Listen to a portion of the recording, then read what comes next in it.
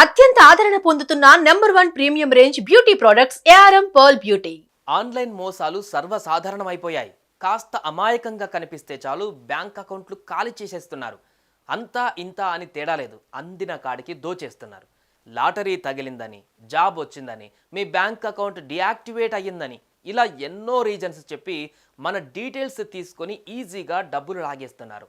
అలా తెలిసి తెలియక డబ్బులు పోగొట్టుకుంటున్న వారిలో మీరు ఉన్నారా? అయితే ఆ డబ్బును తిరిగి రావాలంటే ఈ ప్రాసెస్ ఫాలో అవ్వండి.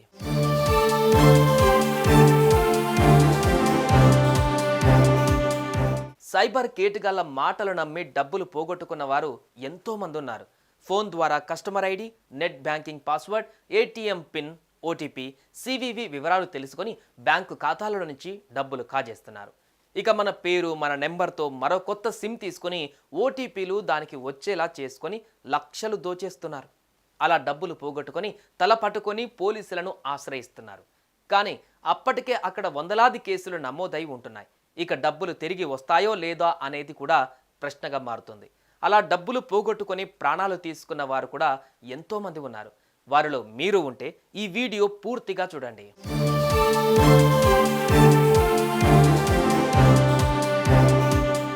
వాస్తవానికి 2023లో కేవలం సైబరాబాద్ ప్రాంతంలో ఆన్లైన్ మోసాల కారణంగా 232 కోట్ల రూపాయలు పోగొట్టుకున్నారు.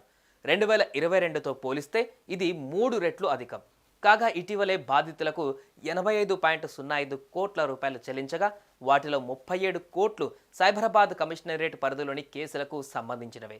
ఆంధ్రప్రదేశ్లోనూ చాలామంది గత 3 ఏళ్లలో 940 కోట్లు కోల్పోయారు.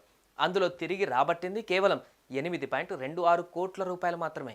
ఈ రకంగా చూసుకుంటే అర్థమైపోతుంది పరిస్థితి ఎలా ఉందో.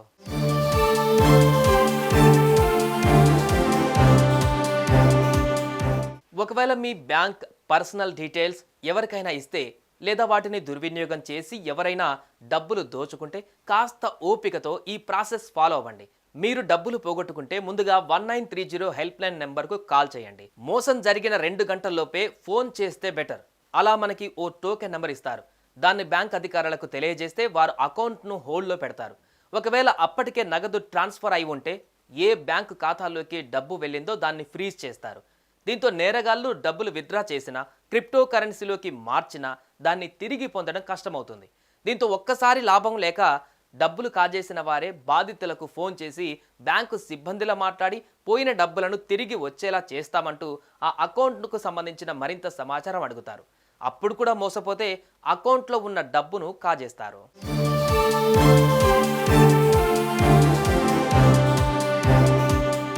ఇదివరకైతే బాధితుల డబ్బులు చెల్లించేందుకు కాస్త కష్టమయ్యేది.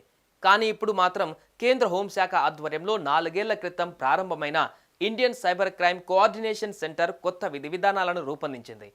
బాధితులు 1930 హెల్ప్ లైన్ నెంబర్కి ఫోన్ చేసి బ్యాంకు ఖాతాను ఫ్రీ చేయించిన తర్వాత cybercrime.gov.in వెబ్సైట్లో కూడా ఫిర్యాదు చేయాలి. ఏ నెంబర్ నుంచి అయితే కాల్ వచ్చిందో ఆ నెంబర్, డబ్బు ట్రాన్స్ఫర్కు సంబంధించిన స్క్రీన్ షాట్ ఇచ్చేయాలి. ఈ ఫిర్యాదులపైన citizen financial cyber fraud reporting and management system పనిచేస్తోంది. దీని ద్వారా రాష్ట్రాలు తమ ప్రాంతానికి చెందిన ఫిర్యాదుల్ని పరిష్కరించవచ్చు. రాష్ట్ర, జిల్లా స్థాయి న్యాయ విభాగాల సేవల్ని లేదంటే లోక్ అదాలత్ సేవల్ని వినియోగించుకోవచ్చు. అంతేకాదు బిఎన్ఎస్ఎస్ సెక్షన్లు 497, 503 కింద కోర్టులో డబ్బును తిరిగి చెల్లించాలంటూ బాధితులు దరఖాస్తు చేసుకోవాలి. ఇలా పోలీస్, న్యాయ, ఆర్థిక రంగాల సమన్వయంతో బాధితుల డబ్బు తిరిగి చెల్లించడం సాధ్యమవుతుంది. తెలంగాణ రాష్ట్ర cyber security bureau, legal services అథారిటీల కృషి ఫలితంగా జాతీయ లోక్ అదాలత్ గత మార్చిలో ఒకే రోజు 546 మంది బాధితులకు 2.19 కోట్లు తిరిగి చెల్లించాలని ఆదేశించింది. ఆ తర్వాత 5 నెలల్లో 6,840 పిటిషన్లు న్యాయస్థానాల ముందుకు వచ్చాయి. మొత్తం 6,449 కేసులలో 85.05 కోట్లు రిఫండ్ చేయాలని ఆదేశాలు జారీ అయ్యాయి.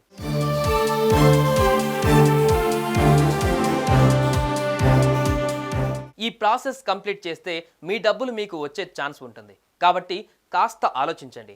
ఎవరు కాల్ చేసి మీ డీటెయిల్స్ అడిగినా ఇవ్వకండి. Be careful. సైబర్ నేరగాళ్లు మిమ్మల్ని ఎప్పుడైనా వలలో వేసుకోవచ్చు.